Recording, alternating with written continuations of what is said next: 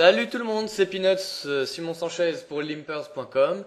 Aujourd'hui, on va faire une vidéo de End History Review, c'est-à-dire que j'ai sélectionné quelques mains jouées, c'était en NL 100, et il y a un petit peu de tout. J'ai pris que des coups gagnés pour cette vidéo, pour essayer de vous montrer différents spots, comment ça peut être joué, des situations intéressantes, comment dériver de certaines lignes qui pourraient être un petit peu standards, comment être un peu plus créatif, etc.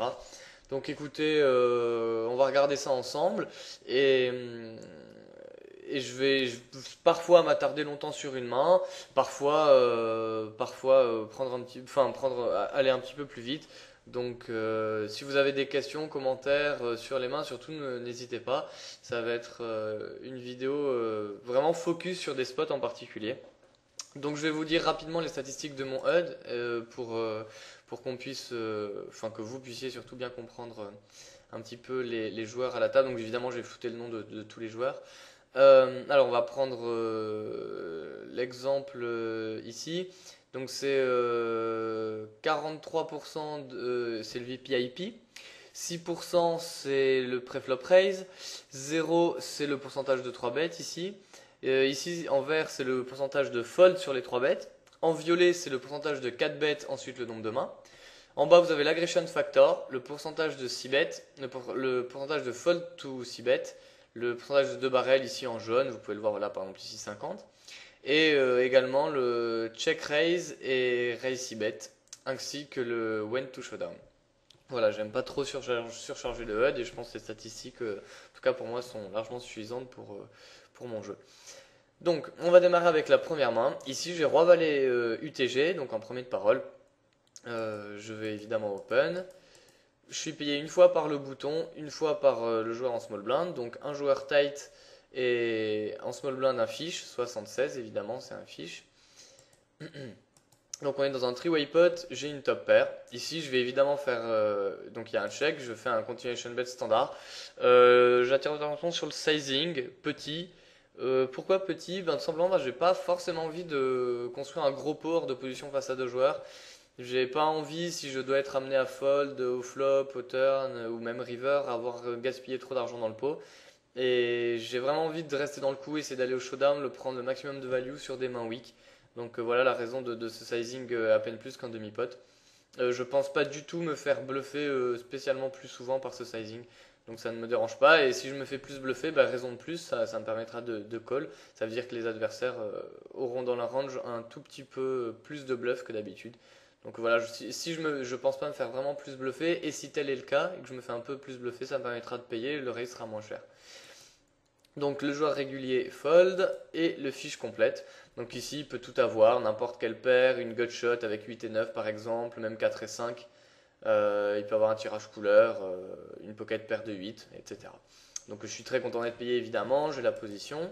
Turn tombe un As. Alors là ce n'est pas vraiment une carte qui me dérange, il peut l'avoir dans son range avec des mains comme As-3, As-7, éventuellement As-Valet. Mais bon il me battait déjà s'il avait As-Valet donc c'est pas grave. Il peut avoir payé aussi avec des tirages couleur à carreau avec l'as comme As-8, etc. Mais par rapport à son range de call au flop, je suis encore largement devant, donc évidemment je décide de prendre de la value. Et je pars encore pour un sizing vraiment pas cher. C'est presque du 1 quart pot, là on est dans le 1 tiers pot. Qu'est-ce que je dis? Un quart pot, bien sûr que non. C'est presque du 1 tiers pot, un petit peu moins. Un tiers pot ça aurait été 7 euros. Donc l'idée ici de ce sizing, c'est vraiment d'être payé encore très très light. Je connais beaucoup de fiches ici qui vont payer encore avec paire de 6, n'importe quel 7 et 6, 7 et 8, etc. Donc je vais vraiment garder ces mains-là. Le joueur me colle, donc 76, c'est vraiment une grosse calling section, hein, même s'il n'y a que 70 mains, c'est certain que c'est un gros fiche, donc je prends beaucoup de value. Et je veux encore essayer de prendre la value reverse, c'est aussi pour ça que je mise petit. Là, le joueur check encore, et moi j'ai décidé encore de prendre la value, vous allez voir, je mise tout petit, 9 euros. Alors certains pourront dire que c'est trop weak. Moi j'aime bien parce que ça a aussi l'avantage de pouvoir induce des bluffs stupides avec ses flushs ratés. Ou autre, hein. Donc voilà, ici je pense toujours avoir la meilleure main 80% du temps, si ce n'est plus. Et j'ai envie d'être payé encore par des paires de 7. Je vous dis 7 et 8, 6 et 7, 5 et 7. J'ai envie d'être payé par même paire de 6 éventuellement, paire de 8, paire de 9, paire de 10, tous les valets. Et vraiment pas effrayé, donc Donc voilà, c'est la raison de mon sizing. Si j'avais mis quelque chose de comme 18 euros, je pense qu'il peut coucher vraiment plus souvent. Et j'aime beaucoup aller au showdown de façon générale pour créer un historique contre les adversaires. C'est-à-dire que même si je rate peut-être un peu de value, bien que je ne pense pas que ce soit le cas, mais on pourrait me reprocher ça, ça fait que l'adversaire va souvent payer un peu par frustration et ça va créer un metagame assez intéressant. Et ici, c'est assez marrant, le joueur décide de check raise. Donc on pourrait avoir peur ou quoi, mais en fait, si on regarde le déroulement du coup, il représente vraiment très très peu de mains. Oui, il pourrait peut-être avoir le 3, mais toutes les gutshots ont raté, c'est-à-dire 8 et 9 n'est pas rentré, 9 et 10 n'est pas rentré. Il aurait pu avoir par exemple roi dame de carreau avec flush draw plus gutshot à la turn, c'est pas rentré non plus.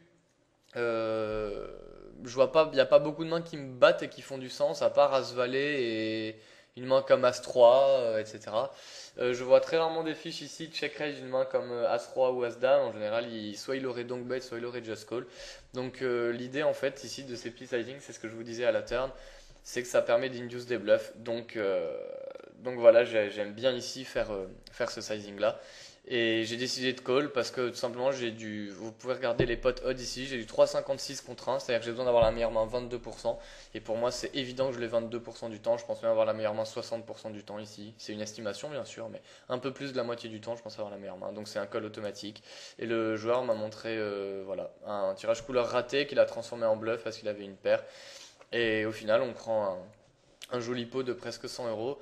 Donc c'est assez intéressant. Je pense qu'ici, peut-être beaucoup de joueurs auraient soit checké turn, soit misé turn, mais pas BT river. Et il y a beaucoup de value à rater. Donc voilà, c'est une ligne un petit peu différente de ce qu'on peut avoir l'habitude de faire. Vous pouvez dire oui, mais moi ça m'arrive jamais, machin, machin. Mais je pense que justement, le fait, vous voyez, d'avoir fait des petits sizing tout le long, c'est-à-dire là un demi-pot, là presque un tiers-pot, et là un peu un quart-pot quasiment. Enfin oui, un carpot, 4 x 9, 36, il y a 37. Bon, ça incite vraiment les adversaires à faire n'importe quoi. Et donc voilà un fiche. Si on le déstabilise, c'est-à-dire que la plupart des joueurs réguliers ne vont pas faire des settings comme ça contre un fiche. Donc voilà, c'est une façon de créer de l'edge, à mon sens. C'est de faire des sizings bien plus créatifs. Maintenant, il n'y a pas de vérité universelle au poker. Moi, je vous livre bien sûr ma vision du jeu et une façon de faire les choses. C'est celle qui marche pour moi, c'est mon style, c'est ce qui me plaît. Et je trouve que c'est à beaucoup d'avantages. Donc voilà, je vous propose cette main. J'espère elle vous intéresse. On va passer à la main suivante. Donc ici, c'est une main que j'ai jouée avec paire de 9. Je suis en big blind et vous voyez, attendez, je vais remettre là du début. Il y a un joueur qui open au cutoff, qui est un joueur régulier, qui a 69% de fold de tous 3 bêtes, vous voyez ici, ce qui est assez énorme, et il open 18% du cutoff. Il y a un fiche 34-16 ici qui va compléter en small blind.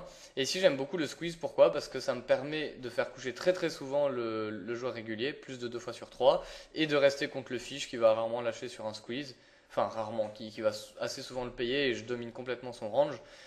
Et également, ça me permet au cas où le reg me revient dessus, ben, je pourrais partir à tapis pré-flop avec paire de 9. C'est pas la situation rêvée, mais ça suffit. Donc voilà, l'idée ici, c'est vraiment de remporter le coup pré-flop, ça me va très bien. Ou faire coucher le reg et isoler le fiche. Et si le reg me revient dessus, ben, tant pis, j'y vais pré-flop. Vous allez voir ce qui se passe. Donc je squeeze à 14, hors de position, je mets 14 blindes. Le régulier couche, c'est ce que je voulais, et le fiche colle, donc c'est parfaitement ce que je voulais. Évidemment, forcément, c'est des mains que je sélectionne, donc j'essaie que les coups se déroulent de façon compréhensible, évidemment, parce que je peux pas vous montrer un coup qui ne s'est pas déroulé.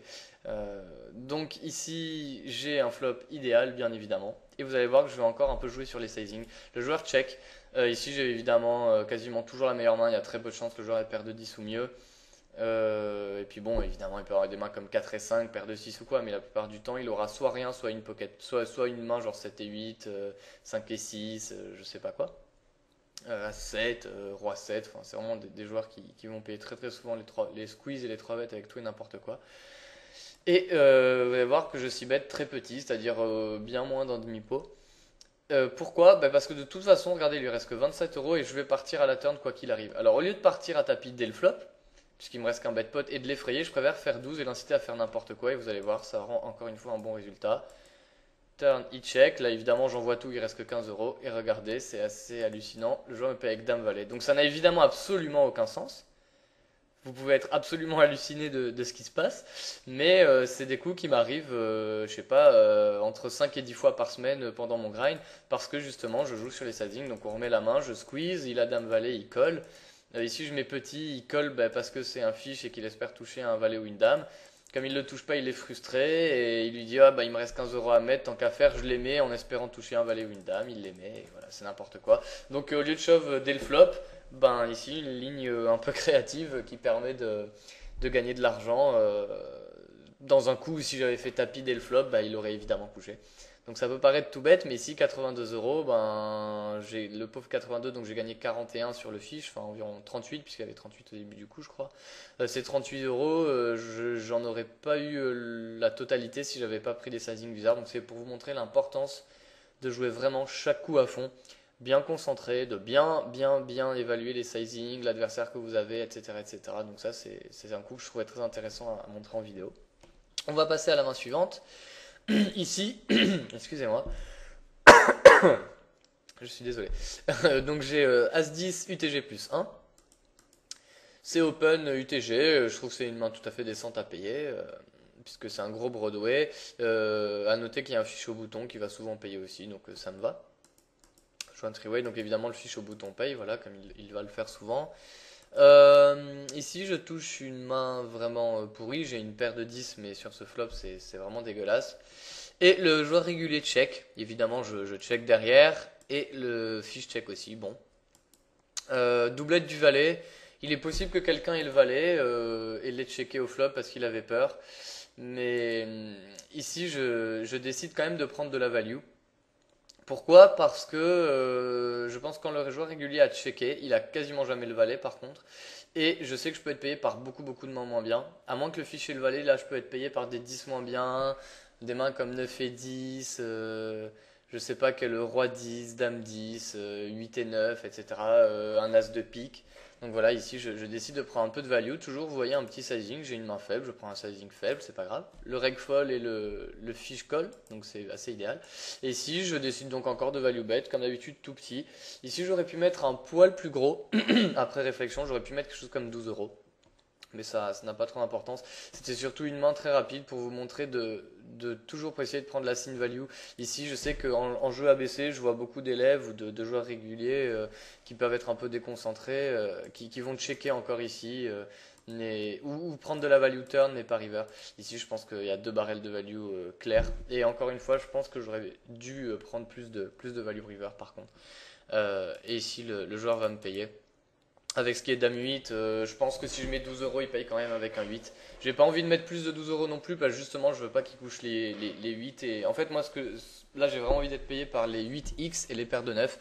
Il y a peu de chances qu'il ait un 10 vu que j'en ai déjà un. Et s'il a le valet, il me bat évidemment. Donc les seules mains qui vont payer, c'est 10x, c'est 8x et 9-9. Donc j'ai vraiment envie d'être payé par toutes ces mains. Encore une fois, j'ai envie d'aller au showdown. Là, je pense que le joueur est assez frustré. Il a vu que j'avais des petits sizing. Et évidemment, si les joueurs le remarquent, que vous faites des petits sizing pour value bet sin, bah, vous pouvez faire ça avec les nuts et les joueurs vont essayer de vous raiser en bluff, etc. Donc toujours rester conscient de l'image qu'on a, bien évidemment. Mais là, contre un fiche, c'est jamais quelque chose qu'un fiche va exploiter de toute manière, donc ça ne me dérange pas de miser faible avec mes mains faibles. Donc voilà, un petit spot de sin value que je trouvais toujours bon à regarder ensemble. Ici, j'ai As-4, évidemment je complète au bouton, même si c'est un nit qui open UTG 18-13, il y a un fiche qui a complété, donc évidemment je décide de compléter aussi. C'est une main qui joue très bien en position, et on est dans un 5-way pot, donc il y a presque toute la table qui a payé. Et je rate totalement le flop, tout le monde check, je check aussi évidemment, je vais pas du tout essayer de voler le pot là, il peut y avoir en plus quelqu'un qui a voulu check raise, une main comme Roi-Valet, paire... un brelan de 7 ou je ne sais quel roi 7. Les fiches peuvent seulement avoir des mains comme roi 7 ou valet 7 suited. Donc je check bien sûr. Ici tout le monde check à nouveau. Et là je pense que vraiment la meilleure main que quelqu'un peut avoir c'est un valet. Je pense n'importe quelle paire de roi ou une double paire aurait payé. Donc ici en fait j'essaie de voler le pot et de faire un overbet. Même si je ne représente pas grand chose, je peux toujours représenter une paire de 6 ou même 6 et 7. Je pense que les joueurs n'auront pas le courage en fait ou les coronesses on pourrait dire de payer. Donc voilà, je mets un peu moins de fois de potes et vous allez voir que toute la table couche. Donc voilà, ça aussi un coup tout bête, mais Mais bon, bah c'est toujours ça de prix. 17 blindes et demi, c'est évidemment énorme, sachant qu'un bon joueur gagne 6 big blinds de toutes les 100 mains ou 30 big blinds de l'heure. Ben là, juste sur cette overbet, je gagne quasiment une demi-heure de jeu. Et évidemment, ça va pas passer 100% du temps, mais ce genre de coup, dans ces spots-là, passe vraiment 80% du temps. En tout cas, dans les spots que je choisis, c'est vraiment très très profitable jusqu'en NL100. NL200, ça devient un petit peu plus compliqué de faire ça. Parce que les réguliers sont en moyenne un peu moins enclins à folder parce qu'ils savent qu'on ne représente pas grand-chose. Voilà donc un petit exemple d'overbet bluff que je trouvais intéressant. Il n'y a pas grand-chose à commenter, hein. Tout le monde a montré énormément de faiblesses. Moi certes je représente rien, mais si eux n'ont rien non plus ou une main très faible, que vont-ils faire? Enfin, c'est vrai que mettez-vous à leur place. Imaginez ici vous avez même valet 10.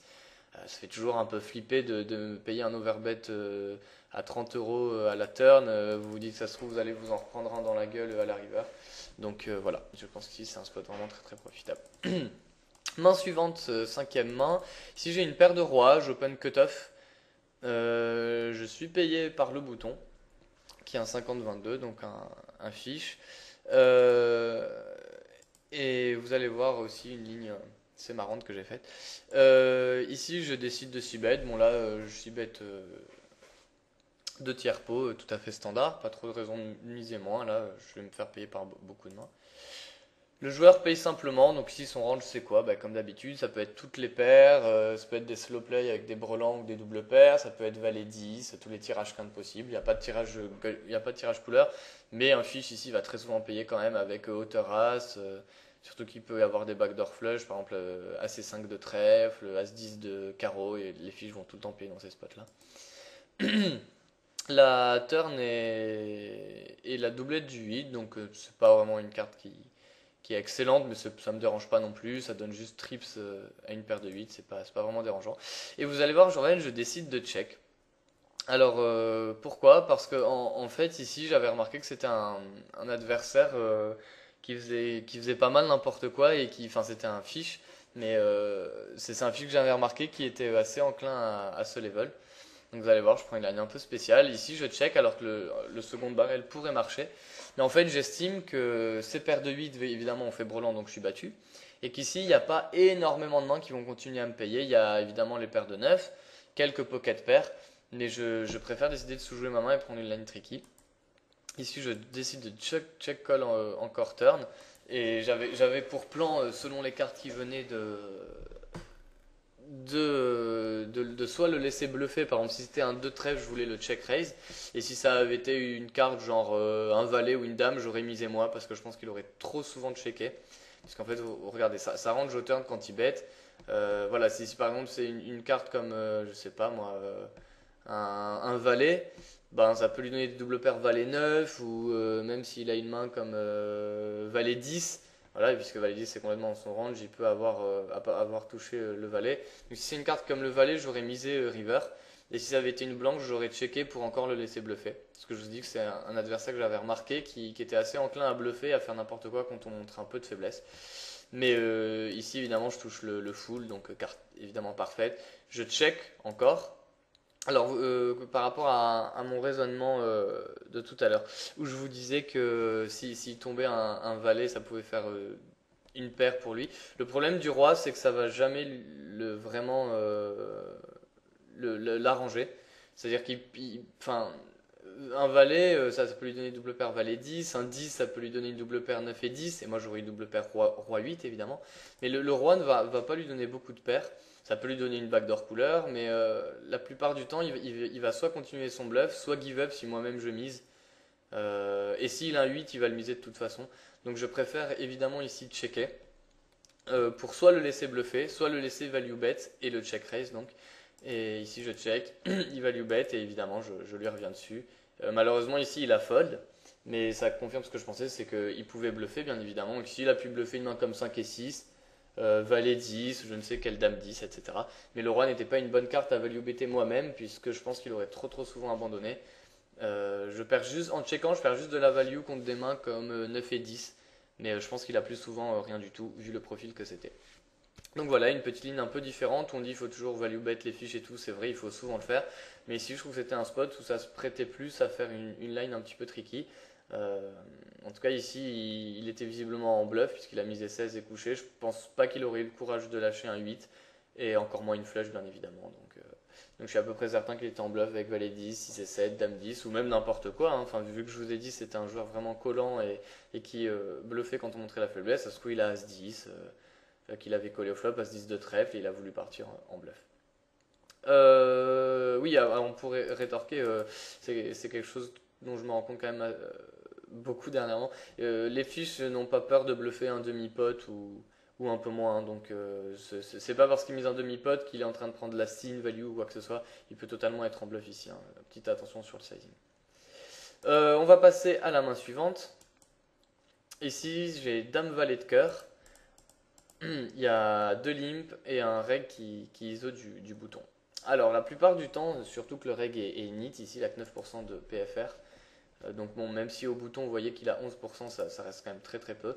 En fait, j'ai payé, pourquoi? Parce que Day to Night là était vraiment un énorme fiche. Alors même si on n'est pas très profond, sachant que Day to Night est un énorme fiche, qu'Elvisa, pardon, excusez-moi, Day to Night, j'ai dit son nom, bon, c'est pas grave, et que le joueur derrière, le régulier 24-16, est pas non plus un excellent joueur, et que le 15-9 est très fit or fold, très très fit or fold, le 15-9 est un joueur qui joue ultra ABC, qui bluffe à peu près jamais.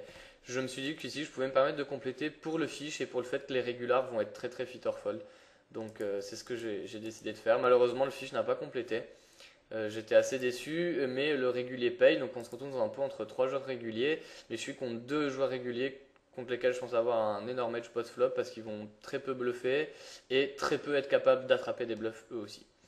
Donc si évidemment j'ai complètement raté le flop, je check, ça check, et ici j'ai décidé tout simplement de checker encore. Alors oui, ça aurait pu être un bluff dès maintenant. Le problème c'est qu'ici Elvis a pu checker un carreau totalement, un as de carreau, un roi de carreau. Et Godfish aurait pu ne pas s'y bet, il aurait s'y bet un as de carreau je pense quand même. Mais vous voyez il a que 29% de s'y bet, donc c'est très peu. Donc il peut ne pas s'y bet un as de carreau.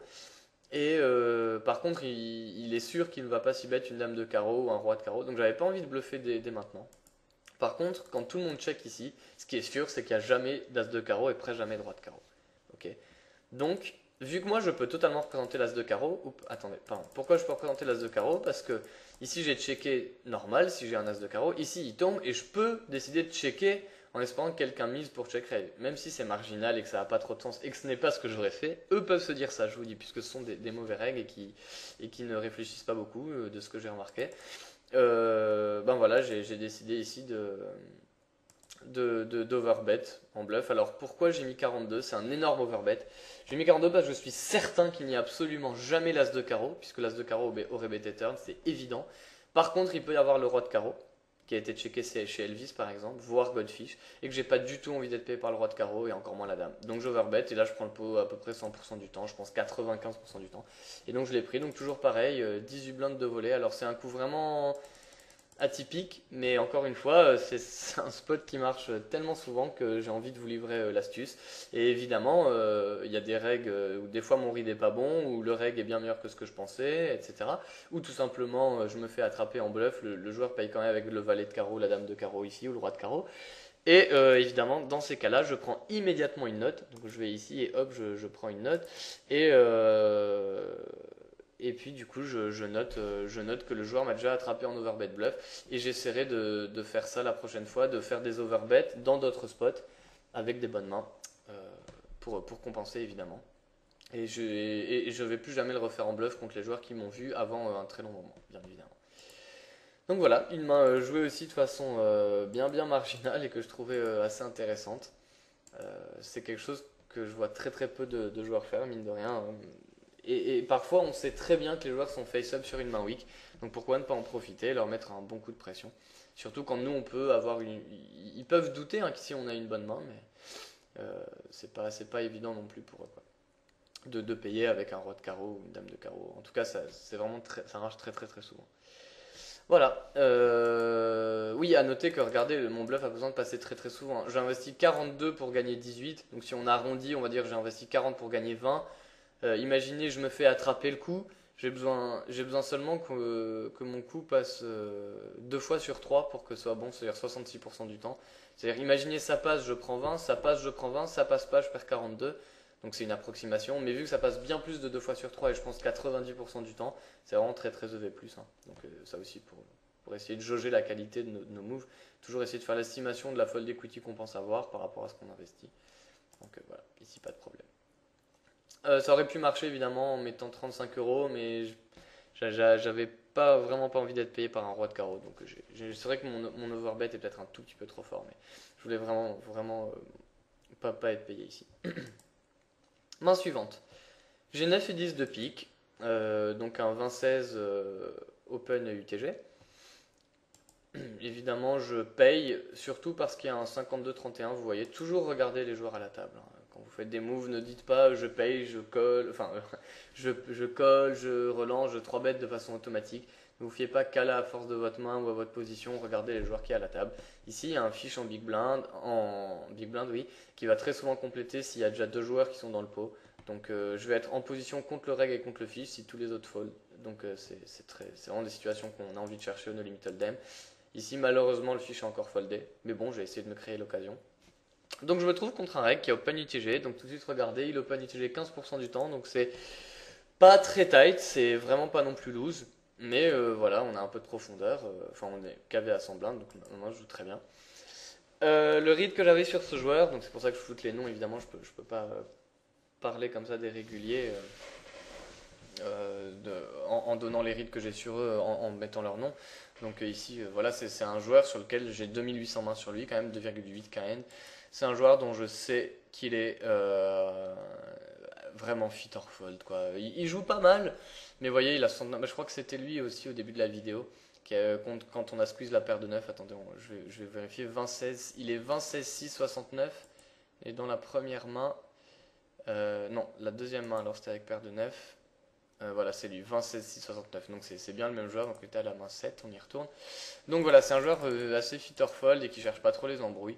Ici, ici bet 4 euros. Ok, ici bet un demi-pot, flop dry. Regardez, ici bet 75% du temps, ce qui est énorme.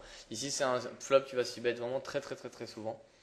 Et j'ai décidé de faire quelque chose qui marche très bien contre ce genre de joueur en position. Sur les flops dry où vous savez qu'ils vont s'y bet 100% du temps, c'est de presque min raise en bluff. Donc j'ai mis x2,5 et il a une instant fold. Donc je vous dis, le instant fold montre que vraiment il se pose aucune question. Il se pose pas la question de savoir si je représente une main ou pas. Ici vraiment, je représente très peu de mains. J'aurais même jamais raisé pour value. La seule fois où j'aurais raisé pour value, c'est s'il y a un reg qui a déjà remarqué et qui est assez intelligent pour comprendre que je ne peux pas raiser pour value et qui est capable de playback, c'est-à-dire de me revenir dessus en bluff. Mais ici, j'aurais jamais fait ça en value contre un reg standard. C'est-à-dire que j'ai eu 5-5 ou un valet ou je ne sais pas quelle autre main forte, ouais, voilà, as valet ou même peut-être paire d'as low payé, sait-on jamais. J'aurais jamais raisé ici. Mais bon, voilà, le joueur ici s'y bet quasiment 100% du temps ce board, vu qu'il s'y bet 75% du temps en général, mais que si c'est un board parfait à s'y bet qu'on est en duel, je pense qu'il va s'y bet très souvent. Et ici, il va être obligé de fold très souvent sa main, même s'il a As-Roi ou quoi, ce genre de joueur, je sais qu'il va pas oser call une fois avec Ace-High parce que il va pas. Il aime pas s'embarquer dans des coups comme ça, quoi. Je vous dis, c'est important de cibler les joueurs, quoi. C'est pour ça que c'est très important de prendre des notes sur les tendances de vos adversaires et de déterminer si ce sont des joueurs qui sont fit or fold ou pas, des joueurs qui sont enclins à se level ou pas, des joueurs qui sont enclins à attraper des bluffs ou pas. Voilà, c'est vraiment très important. Donc ici, un petit raise bluff sur un spot parfait, et hop, on remporte le coup avec rien du tout. J'aime pas trop le floating ici parce que j'ai pas beaucoup d'equity et je pense qu'il y a beaucoup de cartes qui vont être deuxième barrel. Tous les as, les rois, les valets, les dames. Enfin, les valets, il y en a déjà, mais j'ai pas trop envie de me retrouver dans un spot comme ça. J'aime bien le raise contre ce joueur-là. Évidemment, contre un très bon régular, j'aurais jamais fait ça parce que je sais qu'il va pas me croire. Donc j'aurais soit give up de suite, soit give up de suite la plupart du temps, en fait, tout simplement. Et quelques rares fois faire un floating si je pense que j'ai une très bonne image. Mais ici, c'est pas bon. J'aurais pu faire un floating à la rigueur si le 5 était de pique contre un bon régular parce que j'aurais eu le backdoor flush. Mais voilà, là, non, quoi. Voilà, j'aurais fait un floating contre un bon régular s'il y avait eu, par exemple, au lieu du 5, un 7 de pique. qui me donnait une gutshot et une backdoor flush. Ça va être un très très bon spot pour faire du floating. Main suivante, j'ai As-3 de trèfle en big blind contre small blind, on est toujours contre le même régular. Il open en small blind, je call bien évidemment, hors de question de 3 bêtes ici, il n'y a pas d'intérêt de vouloir remporter le coup en bluff. As-3 suited se joue très très bien en position. Ici le joueur décide de 6 bet et ici ça va être un spot de float. Pourquoi est-ce que ça va être un spot de float? Bah en fait parce que contrairement à la main d'avant, par exemple, ici déjà j'ai Haute-As et je peux avoir la meilleure main. Donc si ça fait check, check, check, check, turn et river, je peux gagner Haute-As. Et j'ai backdoor flush et j'ai backdoor quinte. C'est-à-dire que s'il tombe trèfle, trèfle, je fais flush. S'il tombe 2 et 5, je fais quinte. C'est pas tant le fait que je vais faire quinte ou pas, mais c'est le fait que s'il me tombe une bonne carte turn, c'est-à-dire un trèfle, un 2, un 5 ou un As, je pourrais rester dans le coup, éventuellement raiser en bluff si je pense qu'il seconde barrel, etc., etc. Ici, ce qui peut être excellent, par exemple, c'est s'il tombe un roi de trèfle, raiser en bluff, parce que je sais que le roi est une carte qui va très très souvent seconde barrel, et vu que moi je gagne un peu d'equity avec le tirage couleur, je raise en bluff, et au cas où le joueur colle, j'ai encore un petit peu d'out, mais évidemment je raise en bluff pensant que sur le roi il va très souvent seconde barrel en bluff, et moi je pourrais représenter une main très forte ici qui sera obligée de coucher. Bon, donc ici le joueur check et je décide de faire un float. Donc voilà, je suis mon plan du floating. J'ai pas non plus envie de faire check-check sur ce board. Même si c'est ce que je disais au début, je peux arriver dans une situation de gagner au showdown. Ici, j'ai pas trop envie de check-check parce que j'ai vraiment pas envie de lui laisser de carte gratuite. Et surtout, je pense que le 4 est vraiment une carte qui fait qu'il a très très souvent rien du tout quand il check. Donc, euh, donc voilà, encore une fois, c'était un board parfait à 6 bêtes pour lui. Donc il y a beaucoup de R dans son range, des mains comme Valet Dame, As-Valet, etc. etc. 6 et 7, enfin bon, beaucoup de mains et en mise, pas besoin de mettre cher, je mets à peine plus qu'un demi-pot. C'est vraiment pour voler le pot. Ça a vraiment besoin de passer très très rarement pour être rentable, hein. Je risque 7 pour gagner 13, donc j'ai vraiment besoin de remporter le pot très très rarement pour que ce soit bon et je pense remporter le pot une fois sur deux ici. Donc c'est vraiment très bien. Donc main suivante, avant-dernière main, ici j'ai Dame-Dame. On est en bataille de blinde, enfin bataille pas trop, il n'y en a pas puisque c'est un fiche, 46-0 sur 36 mains, très passif, 0,8 d'agression facteur, kill imp. Je décide d'ISO raise, je décide enfin, de raise tout court, évidemment pour value. Il me colle un flop pairé. Alors, je me rappelle, si je me rappelle bien cette main, je crois que c'est assez rigolo. Je continue sur des petits sizing tricky. Ouais, c'est ça. Donc je mise tout petit, un demi-pot. En plus, il fold 67% sur les 6 bêtes, même s'il n'y a que 36 mains, il y a quand même eu 6 occurrences. Et j'ai pas envie qu'il fold, j'ai envie qu'il fasse une bêtise. Donc je mets tout petit. Et pas besoin de protéger contre la couleur, on s'en fout. En plus, j'ai la dame de trèfle. Il faut pas non plus trop vouloir surprotéger. Oui, c'est important de protéger, mais ce qui est important, c'est de faire des erreurs aux adversaires surtout. Donc là, j'ai envie qu'il reste dans le coup avec une main complètement débile. Là, évidemment, j'ai une main énorme. Je vais tout décider de miser un tout petit peu plus cher cette fois. Ça reste quand même assez faible.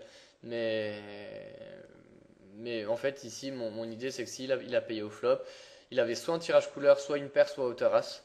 Et les tirages couleurs, de toute façon, il va les abandonner parce qu'il voit qu'il y a 3 cartes et que les foules battent sa couleur. Soit s'il a un 5, il va payer. Soit s'il a une pocket pair, il va payer. Soit s'il a Haute-As, il va quand même souvent payer parce qu'il va pas me croire.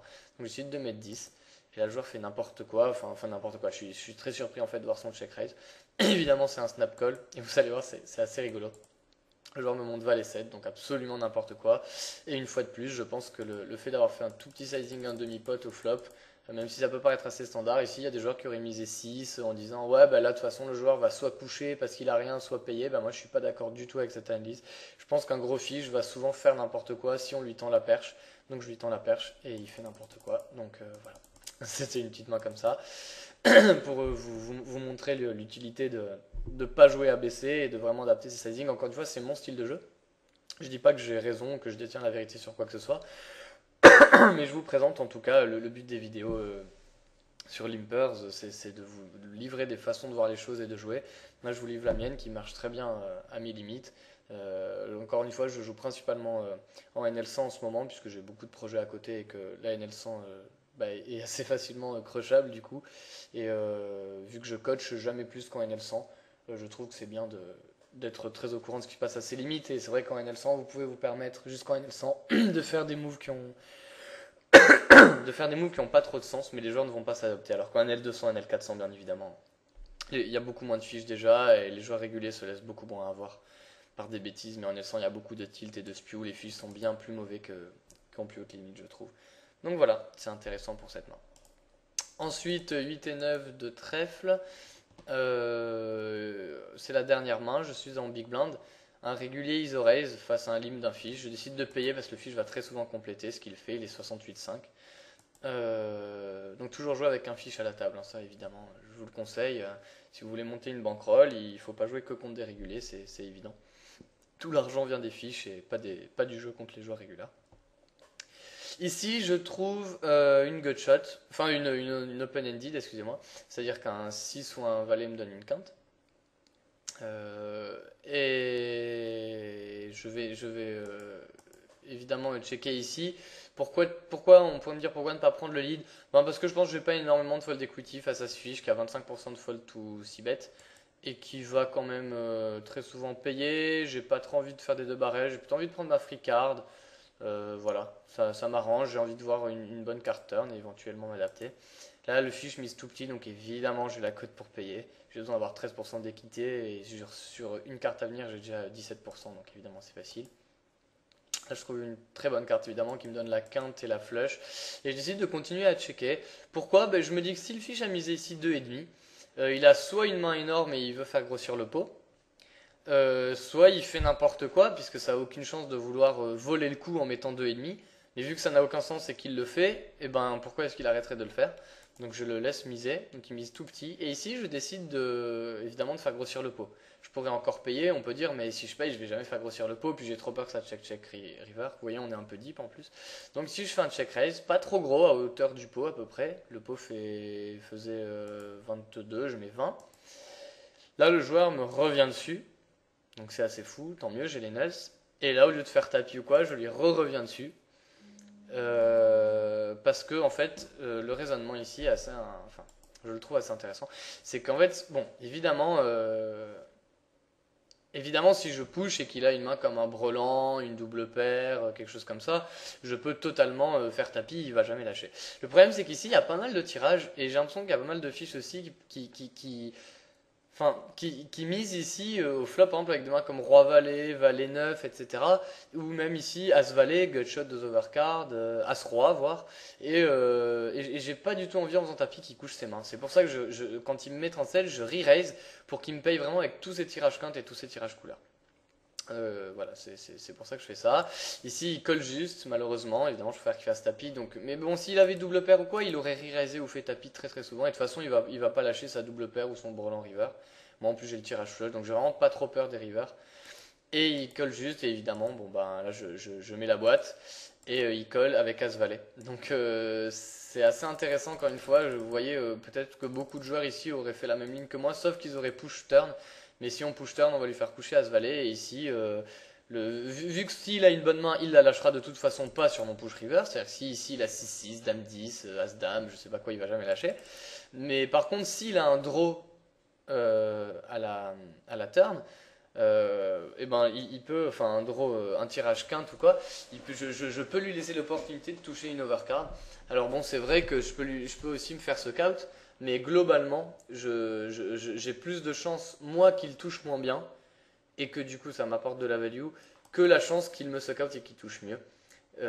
Par exemple, s'il touche, je sais pas, il a As-Valet de trèfle et il touche un trèfle et j'aurai flush over flush, c'est pas grave. Mais de toute façon, ce qu'il faut se dire, c'est que s'il a As-Valet de trèfle, si je push, il va pas lâcher non plus. Donc le bad beat, je me le prendrai quoi qu'il arrive. Donc voilà, ici j'ai push et c'est bien heureux qu'il ait eu son As-Valet, mais si j'avais push, ce qui est sûr, c'est qu'il l'aurait pas pris et j'ai pris un nice spot. Bon, mais écoutez, voilà, c'est la fin de cette vidéo de ma review. Je vais en faire de temps à autre. Je trouve que c'est intéressant de s'attarder des fois sur des coups pendant un long moment. Là, il n'y a pas eu trop de poker stuff. Je suis allé assez vite sur les coups. Je voulais que la vidéo soit dynamique quand même. Mais à l'avenir, j'essaierai peut-être des fois de prendre des coups vraiment particuliers et encore plus difficiles. Là, c'était des exemples de coups joués qui se sont bien passés où je voulais vous montrer. des lines différentes. Je vais essayer de vous montrer aussi des coups peut-être un petit peu plus compliqués des fois et de prendre du poker stove. On verra comment ça se déroule. Ben voilà, écoutez, au revoir à tous et à vos commentaires. A plus!